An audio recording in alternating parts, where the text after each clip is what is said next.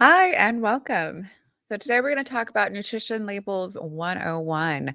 So, it's important to know what's on the back of the labels so that you can make better decisions about your health and what you put into your body. So, in this presentation, we're going to go over the basics of how to read a nutrition label and what all those things mean. My name is Nicole Smith. I'm a doctorally prepared nurse practitioner, family nurse practitioner board certified, orthopedic nurse practitioner board certified, certified personal trainer, and I'm the founder of Antigravity Wellness. So let's get into it. Okay, so this is a sample label from frozen lasagna. We're just taking this in it as an example. So we're going to go through all of the elements here, the serving information, the calories, the nutrients, and the DVs, which is the daily value. So people look at food labels for a variety of reasons, but whatever the reason, many consumers would like to know how to use this information more effectively and easily. So the following label reading skills are intended to make it easier for you to use the nutrition facts labels to make quick, informed food decisions to help you choose a healthy diet. So first thing we're going to look at is serving information, which is this top portion right here. When looking at the nutrition facts label, this is where you want to look first. And note the number of servings per container and then the serving size. In this example, it comes in cups and grams, but in other labels, it will come in different measurements. So just make note of that. Serving sizes are standardized to make it easier to compare similar foods. They are provided in familiar units such as cups or pieces, followed by the metric amount, such as the number of grams, like in this example. The serving size reflects the amount that people typically eat or drink. It is not a recommendation of how much you should eat or drink. And this is a common misconception, right? People think that, oh, I have a serving size, but everyone is different. Their caloric needs are different. So just because this says one serving doesn't mean that's how much you should have. It's just trying to give you a ballpark. It's important to realize that all the nutrient amounts shown on the label, including the number of calories, which is right here, refer to the size of the serving, not the total package. Pay attention to the serving size, especially how many servings there are in the food package. For example, you might ask yourself if you are consuming half of a serving, one serving, or more. In the sample label, one serving of lasagna equals 1 cup. If you ate 2 cups, you would be consuming 2 servings. That is 2 times the calories and nutrients shown on the sample label. So you would need to double the nutrition and calorie amounts. Very, very important to make note of that if you're trying to control for calories or make sure that you hit a certain calorie goal. Okay. So next up is calories.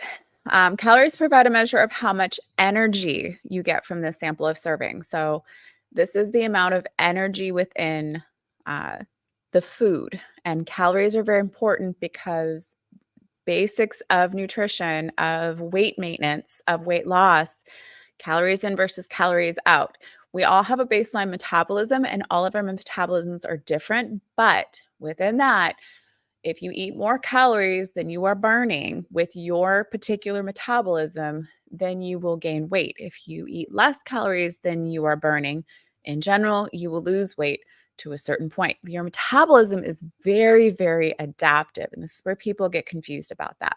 But this number is still very, very important. There are some things out there that, oh, calories don't matter. They do matter. All right. So let's say, in this example, one serving is 280 calories for 1 cup. So what if you ate the entire package of lasagna? You would then consume 4 calories, which would equal 1,120 calories, which is a lot for one serving or one sit down meal, right? To achieve or maintain a healthy body weight, balance the number of calories you eat and drink with the number of calories your body uses. So, for example, 2,000 calories a day is used as a general guide for nutritional advice. Doesn't mean that your baseline needs to be 2,000 calories. It's just a great ballpark for us to use. And we're going to use that again, especially when we start talking about daily value. So your needs may be higher or lower and vary depending on your age, sex, height, weight, physical activity level, and your underlying metabolism. And you can learn more about getting to your estimated calories by going to something like myplate.gov, which you can scan the QR code here on the screen and get to that. There's other calorie calculators out there that you can use, and this is just a starting point. It's definitely not like, you might try one of those and think that, oh, I'm eating at a maintenance calories. And then you do that for a couple of weeks and then find that either you're losing weight or you're gaining weight or you are maintaining weight. So that's how you know if it's working or not. These are just estimates. There is the only way we could really get your exact calorie burn is like in a laboratory and doing like breath test. And that's beyond the scope of most any one person's capabilities. So we start with an estimate, then we watch and see what your weight and your body does, and then adjust from there. Okay, so next up are the nutrients, which is all this down here: fat, carbohydrates, and proteins. Those are the macronutrients, the large nutrients, fats, carbs, and protein. And then we have micronutrients, and minerals and vitamins and all that other kind of stuff too. Okay. So when you look at this section, it shows you some key nutrients that impact your health. You can use the label to support your personal dietary needs. Look for foods that contain more of the nutrients you want to get more of and less of the nutrients you might want to limit. For example, usually, especially when we're going for fat loss, we want more protein, not too many carbs because that can get really out of control, and not too many fats. And we definitely want to limit our saturated fat for the whole day. We don't want to get any trans fats if at all possible. Cholesterol also needs to be within a limit. Sodium shouldn't get too crazy high. If you're eating more processed foods, that's where that becomes a problem. If you're eating whole foods, it's really not that much of a problem at all. In fact, you probably need to add sodium. And then added sugars, which we'll talk about some more. Okay. And we want to limit added sugars. All right. So eating too much saturated fat and sodium, for example, is associated with an increased risk of developing some health conditions like cardiovascular disease and high blood pressure. Consuming too much added sugars can make it hard to meet important nutrient needs while staying within caloric limits, and it's also inflaming. Added sugar is inflammatory to the body. So we want to make sure that we're limiting that during the day and getting to more than 25 grams, and that's even kind of high. So nutrients to get less of: saturated fat, sodium, added sugar, right?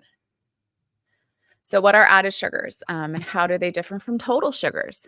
Because you notice there's total sugars and then there's added sugars. And this is a new thing that they've included and that kind of blow it up here. And this isn't obviously the same label. This is taken from a different example.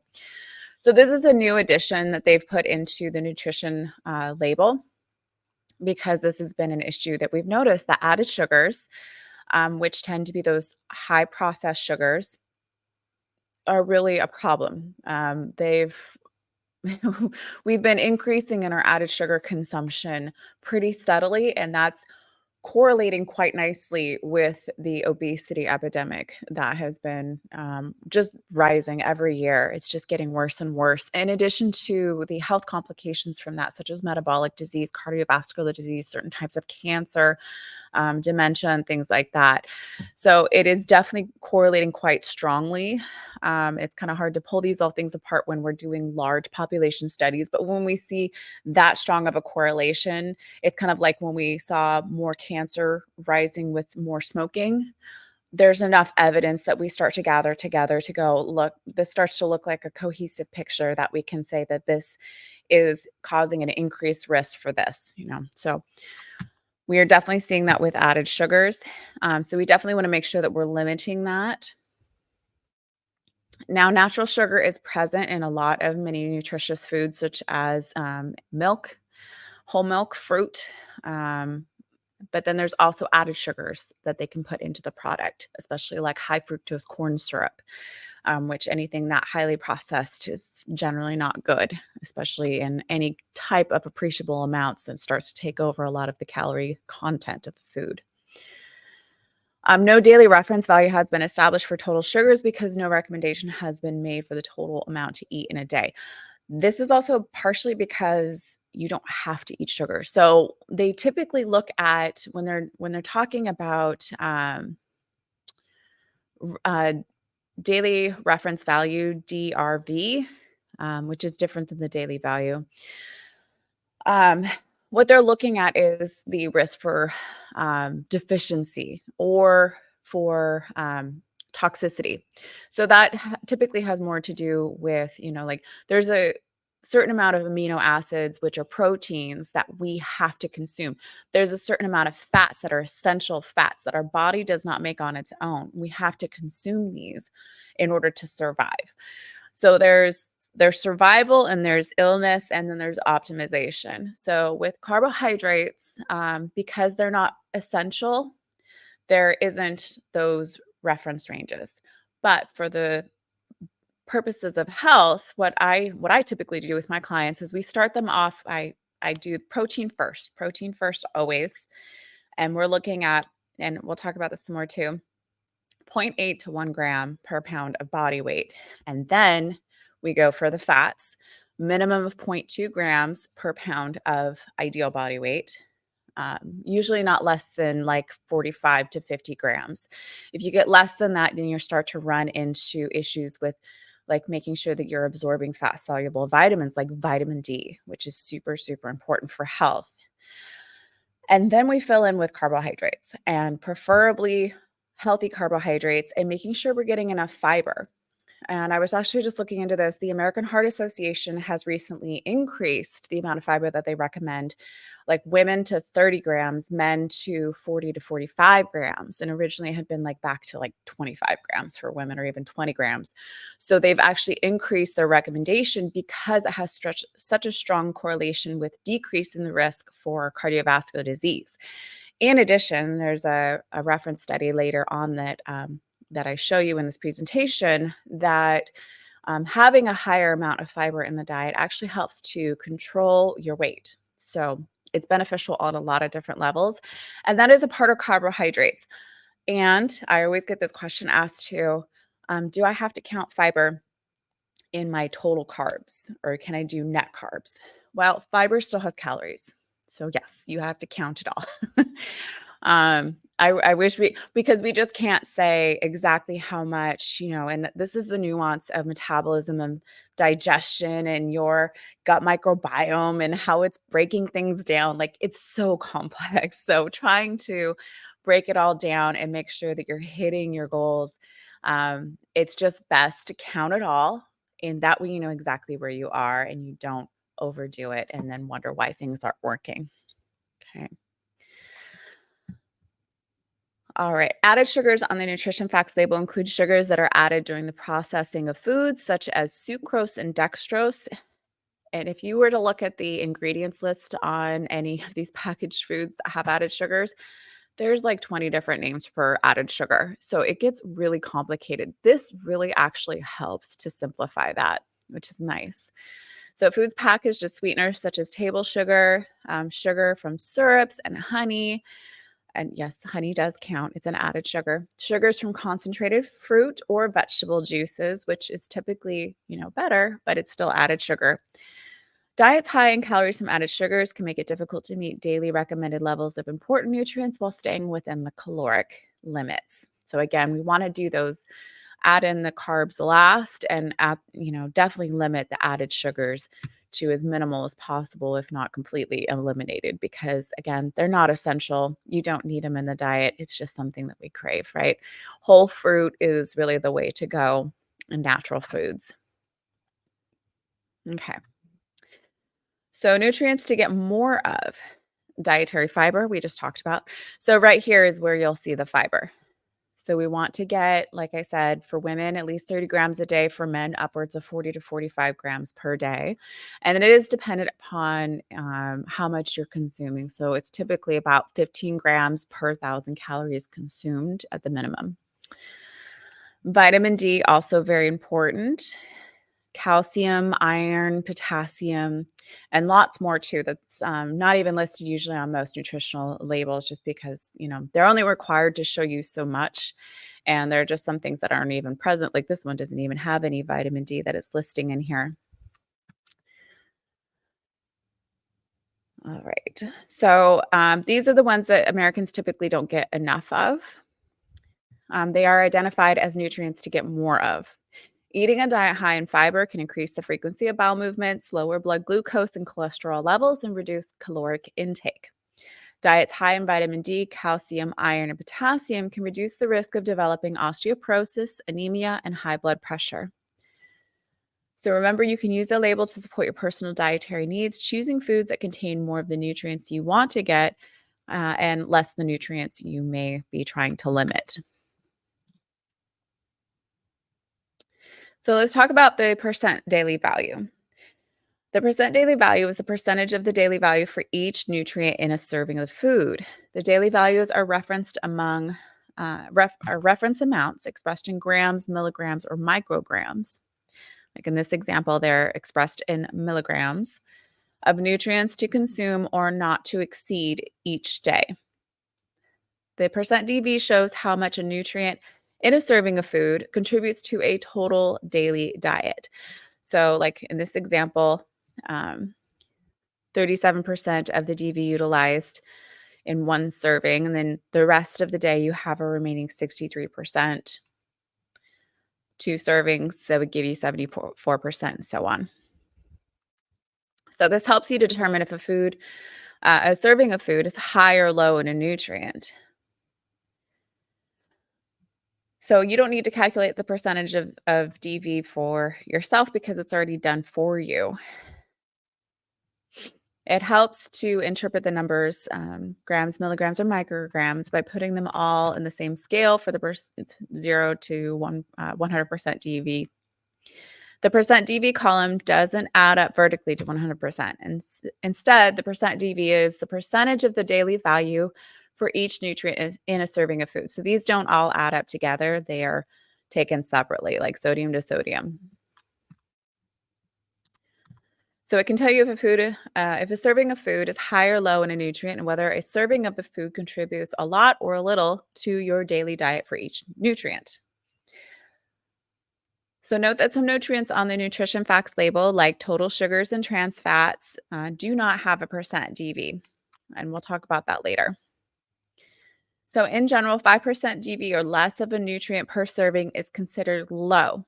20% DV or more of a nutrient per serving is considered high. More often, choose foods that are high in percent DV for things like dietary fiber, vitamin D, calcium, iron, and potassium, and lower percent DV for saturated fats, like this one, above 20, it's high. So you definitely want to do this. Eat this food maybe occasionally, not on a regular basis. Sodium, same thing, pretty high in sodium. So you'd want to choose something that's a little bit lower in sodium as far as added uh, processed food is concerned. And then added sugars.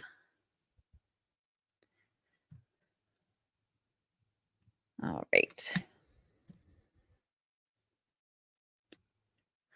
So comparing foods here. So examples of DV versus percent DV. So this is based on a 2,000 calorie diet. Again, this is just because it's easier for us to use that as a metric, not because that is your caloric need.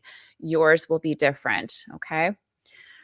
So if we have a total daily value of 20 grams and our DV is 100% total, our goal is to get less than this 20 grams. 20 grams is 100%. Okay. I don't know if that really makes sense, but um, so let's go to the next slide because we can talk about this a little bit more. Okay. So we've got our upper limit, which is eat less than. So this is our upper limit of saturated fat. You don't want to eat any more than 20 grams of saturated fat, no more than 2,300 milligrams of sodium, no more than 50 grams of sugar. And actually, that's so this is from the FDA. I've actually seen from like American Heart Association of 25 grams of added sugar is what you should be limiting that to. So those are the ones that you want to make sure that you're getting less than this total amount. And then eat the lower limit, eat at least, which means that we need to get a minimum of, for example, fiber, 28 grams. And again, there's differences between men and women. Women should get at least 30, according to the American Heart Association, and then men should get at least 40 grams. And and then vitamin D, at minimum 20 micrograms, and honestly, that should be higher as well from what I've seen just in my practice working with people and testing their vitamin D levels. But that's a separate lecture. It's beyond the scope of this one. Calcium, at least 1,300 milligrams.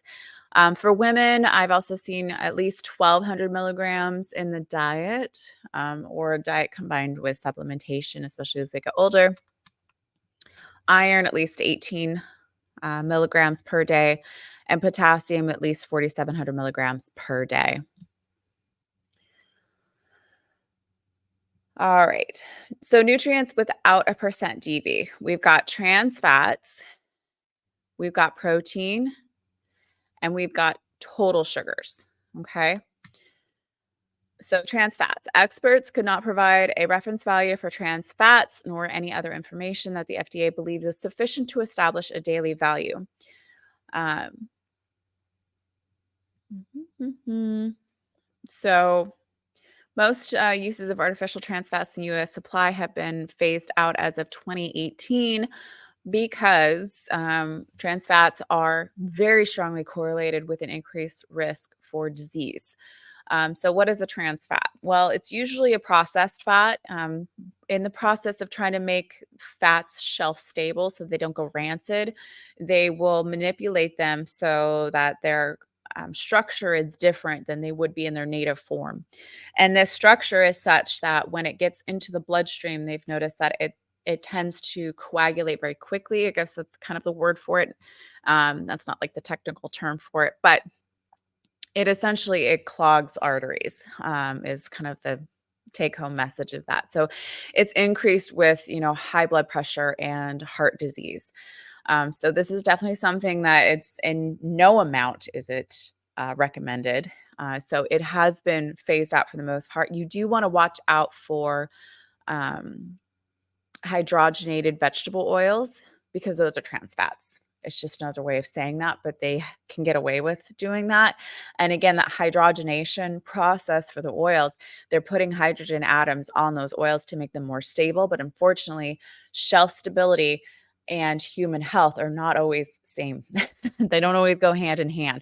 Just because a food product is shelf stable doesn't mean that it's good for human consumption. It's good for shelf stability.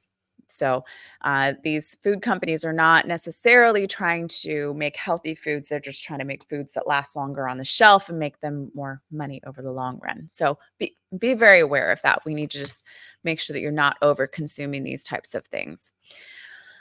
And then as far as let's see, let me talk about this. Okay, so protein. Um, A percent DV is required to be listed if a claim is made for protein, such as high in protein. The percent DV for protein must also be listed on the label if the product is intended for infants and children under age 4.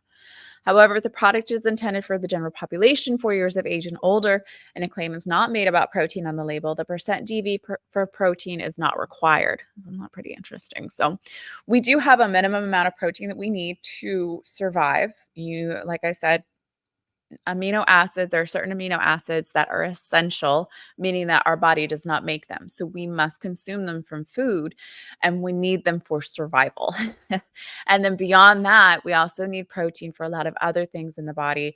And it has been shown in studies that it really does help with things like weight loss. So being on a moderate to higher protein diet can really help with muscle preservation, with satiety, and with weight loss efforts. So it's definitely something that I recommend for all of my clients, at least zero point 0.8 to 1 gram per pound of ideal body weight per day. And a lot of women, especially, are not getting enough protein at all. And especially as we get older, we need more, not less. It's very, very important. All right. And while deficiency is not necessarily an issue anymore in the United States for children over 4 years of age, we're still for health optimization, for weight loss and maintenance. We are not consuming enough. So, total sugars, no daily reference has been established right here. Has been established for total sugar because no recommendations have been made for the total amount to eat in a day. This contributes total sugars plus fiber. So this is what carbohydrates are on here. Total carbohydrates should equal fiber plus sugar. These two should add up, right? And then within that total sugars, you're going to have added sugars. So there's sugars that are innate to the food itself, like milk has sugar innate in it without adding any sugar. Let's say, like if you have a cup of whole milk, it's going to have sugar in it. If you have a cup of whole milk that's chocolate milk, they added more sugar to that. Okay, so that's kind of the difference there. A whole piece of fruit has sugar in it, but it doesn't have added sugar. Like an apple has sugar in it, but not added sugar unless like they injected more sugar into it. Okay, so it just contributes to your whole intake of carbohydrates. And again, we want to make sure we're getting enough fiber, and getting enough carbohydrates is a good thing too. Carbohydrates are important for, energy. It's our primary source of energy in the body, especially for, if we're doing like quick movements. We need that energy. Our brain uses a lot of carbohydrates. And it also is generally packaged when we're making sure we're getting it in whole foods with a lot of beneficial nutrition. So, micronutrients that come with the whole foods, super, super important for our vitality and optimization, and even just our basic nutritional needs. So, I know carbohydrates have been really demonized over the past few years, and really the problem is this added sugar component, not the carbohydrates themselves, because within that you see that there's fiber. Fiber is good. Fiber is a carbohydrate. So not all carbs are bad. All right. So the other thing you might see is a 2-column nutrition label like this one. And these are really good because, like we kind of brought up before, you can have a serving size of 3 pretzels. That's not very many. These better be big, big pretzels, right? Of 3 pretzels, but then in the total container, there's 3 servings. How often do we just like open up a package and only take out the serving size? Yeah, not very often. So if you crack open a bag, how likely are you to consume that whole bag? So they've recognized this, and this has been kind of an issue that, we're trying to like get people more aware. And it's kind of interesting because they've also done studies that show that even at, fast food restaurants where we're now required to show the nutritional information, that they're like, oh no, we don't want to, like they really fought back against that, the fast food industry, because they were like, oh, well, that will cause people to not buy our food. They haven't lost any sales at all. People don't care. If they want their fast food, they're gonna eat their fast food. They don't really care how many calories are in it. So, but hopefully, some people like you guys who are watching this, obviously, if you're here, you're more health conscious automatically. So it will help you to make better choices. So let's say like you're like, oh, well, I'm gonna eat this whole package. And within this whole per container is 330 calories, as opposed to just 3 pretzels has 110 calories. So that kind of helps you to quickly add that up for you. And so some labels are starting to do that, and you're going to see that out there. Another one you might see is a single ingredient list, like this one for honey.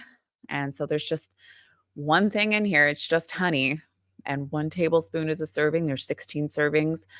1 tablespoon, 1 serving, amounts per serving is 60. And this is straight sugar, 17 grams, no fiber, total is 17. That's also good when things add up like that. And it's going to tell you, oh, 34%. Remember, anything over 20 is high for a daily value. So, and it's okay to consume this, but just make sure you're keeping it in balance with the rest of the food that you're consuming, right? All right, so this is a really cute little video. If you go to the FDA website here, which is right here, you can scan the QR code right here, nutrition facts label. They got a bunch of silly videos that they did, like with these little characters here. And they're just more entertaining. The actual information is just written down. They didn't do, not that I saw a video like this one. So that's why I wanted to put this video together for you guys, because sometimes it's just easier to consume it this way, to get it taught to you. Then some other references here. You can scan this QR code and see this research article, Protein and Weight Loss, that supports what I was saying about having a higher protein diet. Moderate to high is going to help you to lose weight, retain muscle mass, and also to maintain a lower body weight once you get to that point. And then fiber. Fiber intake predicts weight loss. So this is another research study that was showing evidence that making sure we're getting enough fiber is also helpful for weight loss and dietary adherence. It helps with satiety, it helps with fullness, slows down the emptying of the stomach so you don't get so hungry so quickly. All things that are beneficial when you're trying to control for calories. So those are some good things to keep in mind. All right, guys, thank you so much. I hope you found this helpful. If you did and you're on YouTube, then like, comment, subscribe, follow for more. If you're within the Practice Better program, then let me know if there's anything else that you would like to know more about, and I would be happy to put together a little training for you. So thank you so much. Get back to my screen here. All right. Take care.